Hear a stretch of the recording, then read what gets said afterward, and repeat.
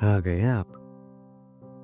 मैं भी आ गया हूँ अपनी अधूरी कहानियों के एक सच्चे पन्ने को लेकर। ज़िंदगी में जब आपको परेशानियाँ आ रही हो तो आप अपने आसपास उस शख्स को ढूंढते हैं जिससे आपको उम्मीदें होती है कि ये व्यक्ति हमारे साथ होगा और आगे बढ़ने में भी मदद करेगा। लेकिन आपकी उम्मीदें तब टूट जाती हैं जब आपको सहायता नहीं, हताशा मिलती है। मैं हूँ निंजा। उम्मीद करता हूँ भूले तो नहीं होंगे आप मुझे। अगर मैं याद हूँ तो ये भी याद होगा कि झरने वाली सुबह कितनी खूबसूरत थी। वहाँ प्यार, सपोर्ट, फिक्र और एक कभी ना भुलाई जा सकने वाली याद। जिंदगी के उस हिस्से से अंदाज़ा लगाना आसान होगा कि एक बाप बेटे के बीच में बहुत प्यार है, भरोसा है और ना टूटने वाली उम्मीदें हैं। लेकिन ये तो मेरी कहानी है, हमेशा की तरह अधूरी। इतना आसान थोड़ी है अधूरी कहानियां बनना यार। बहुत सी दर्दनाक यादें संभालनी पड़ती है। जब पापा के साथ वो वक्त गुजरा तो लगा था कि इसी तरह पापा हमेशा मेरा साथ देंगे, हमेशा यूं ही प्यार करेंगे। लेकिन निंजा के लिए तो ये एक सपना ही रह गया, क्योंकि जब इमोशंस समझ आने लगे थे तो पापा का प्यार पहले समझ आया। लेकिन उस प्यार के बाद महसूस होने लगा उनका गुस्सा, चिड़चिड़ापन और उनका चिल्लाना धमकाना। सबसे पहले ये तब हुआ जब संडे के दिन हम सब घर पर थे। हम भाई बहन बैठकर होमवर्क कर रहे थे। माँ घर के काम में लगी हुई थी और पापा अपने एक पड़ोस के दोस्त के साथ बैठकर बातें कर रहे थे। मुझे ये तो याद नहीं कि उस वक्त मैं कौन सी क्लास में था, पर शायद पापा मुझे ये एहसास दिलाना चाहते थे कि मुझे पढ़ाई में और ध्यान देना चाहिए, क्योंकि तरीका ही कुछ ऐसा था ये एहसास दिलाने का।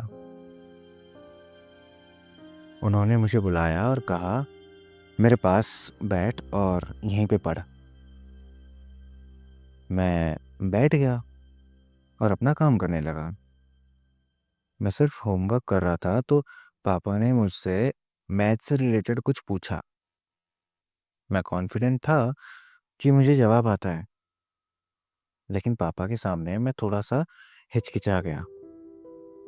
और जैसे ही मैं बोलने वाला था, पापा ने मुझे जोरदार चांटा मार दिया। सब मेरी तरफ देखने लगे। पापा के दोस्त ने मुझे वहां से उठाया और बाहर भेज दिया।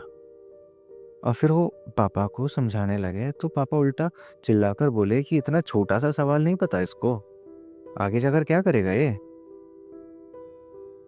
मैं आंखों में आंसू लेकर माँ के पास पहुंचा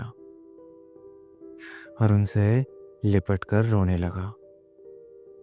माँ ने शांत करवाया मुझे और कहा कि कोई बात नहीं बेटा, पर पढ़ाई पे भी तो ध्यान देना चाहिए ना। थोड़ी देर रोने के बाद मैं बाहर चला गया और मैं बस अपनी गलती सोच रहा था। पर अपनी गलती ना मिलकर ये एहसास हुआ कि पापा ने मेरे आने वाले कल के लिए नहीं, आज के उनके गुस्से के खातिर ऐसा किया। क्योंकि मैं जवाब दे सकता था, पर मुझे मौका ही नहीं मिला।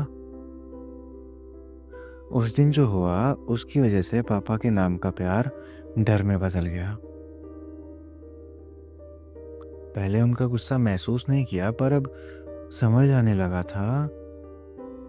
वो हम में से किसी से भी, मतलब किसी भी भाई बहन को डांटते थे, किसी भी बात पर हाथ उठाते थे। ये चीज़ें न जाने कैसे और क्यों बढ़ती जा रही थी। एक बार तो काफ़ी ज़्यादा हो गया। हुआ ये था कि पापा मुझे और भाई को लेकर पास के एक छोटे से मंदिर गए थे।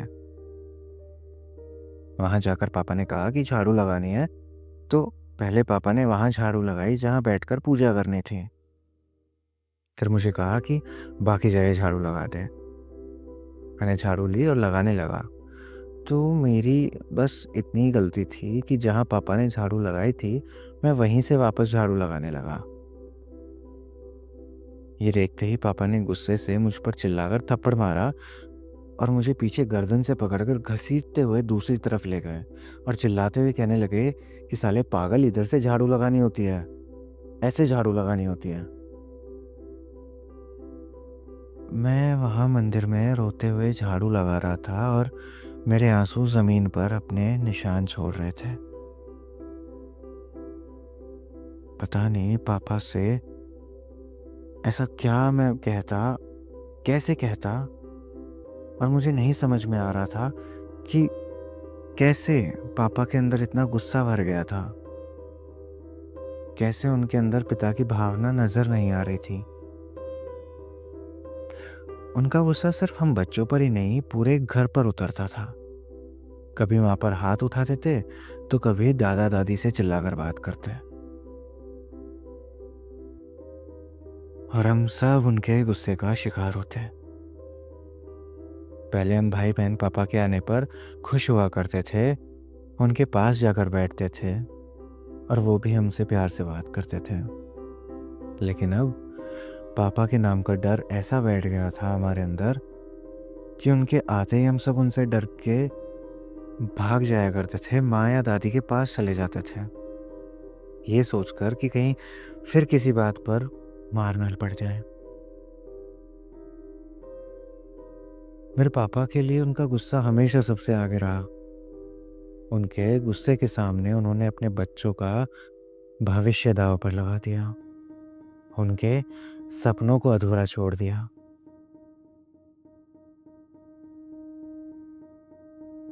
अपने बच्चों के लिए हीरो बनने की जगह उन्होंने उनका डर बनना चुना।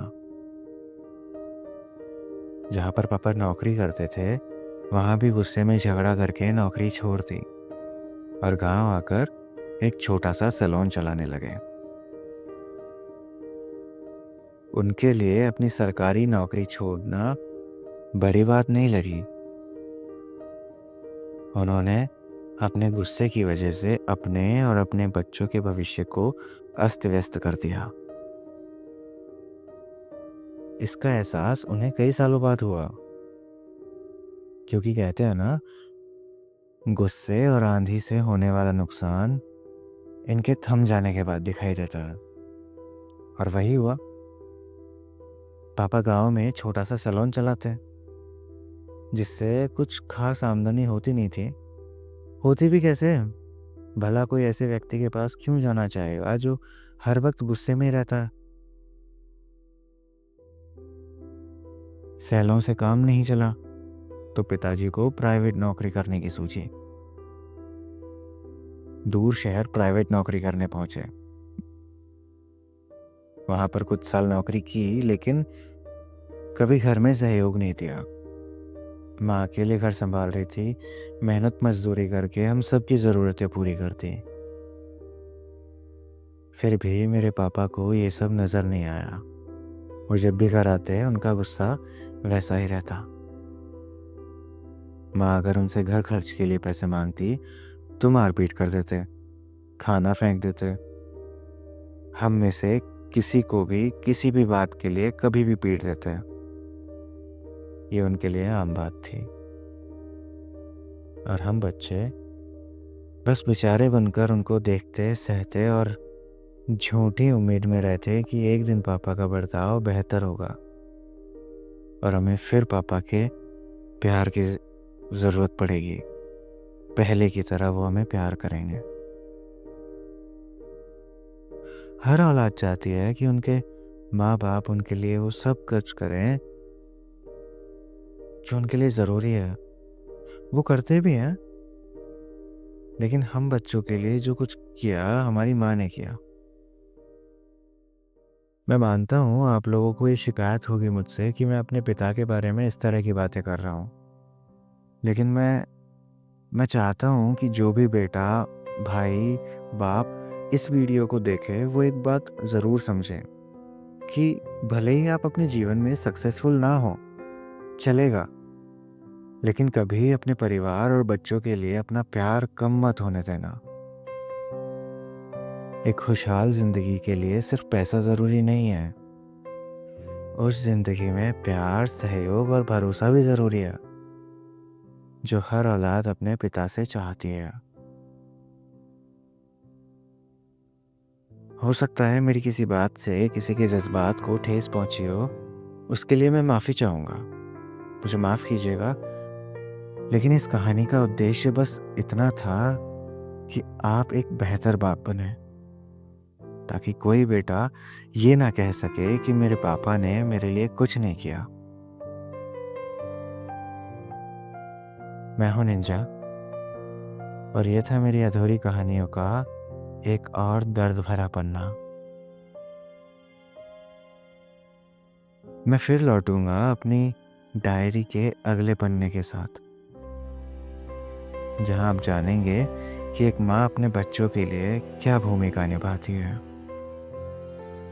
और तब तक आप इस कहानी को लेकर अगर आप अपनी कोई राय देना चाहते हैं तो कमेंट ज़रूर कीजिएगा। ठीक है, आप मुझे इजाज़त दीजिए, चलता हूँ।